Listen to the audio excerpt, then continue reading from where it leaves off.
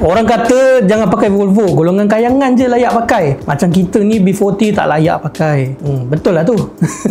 Sebab Volvo ni memang B40 tak layak pun pakai. Sebab maintenance dia terlampau mahal. Tu memang tak dinafikan lah. Kalau kata dia berkait dengan B40, itulah sebab dia. Dan kenapa pula golongan-golongan T20 ni dia memilih Volvo kan? Sebenarnya dia mampu je kalau nak beli macam Lambo ke Porsche ke kan. Tapi dia lebih memilih Volvo. Sebab apa? Kau pernah fikir tak sebab apa? Mengikut pengalaman kita dekat workshop ni, yang banyak sangat Volvo masuk problem kan. Kita banyak ambil feedback daripada customer kita. Customer kita cakap memang saya beli Volvo ni sebab keselesaan. Memang tak dinafikan dia dengan model-model Conti Jerman yang lain tu, dia lagi sedap lah. Mungkin setiap orang berbeza pendapat lah. Tapi kebanyakan orang yang pakai Volvo dia akan cakap macam tu. So nombor 2 pula, kalau korang nak tahu, Volvo ni dialah orang pertama yang invent ataupun yang jumpa teknologi seat belt ni. Maksudnya dulu-dulu punya time lah kan. Masa kereta ni dicipta, seat belt masa tu tak ada pun. Tapi Volvo lah yang menjumpai sistem seat belt ni. So memang kat situ boleh nampak lah dia memang mengutamakan keselamatan. Yang ketiga pula, harga maintenance dia. Macam aku cakap tadi lah, maintenance dia memang mahal. Tapi dia kenalah dengan dia punya keselesaan dan juga dia punya kemewahan.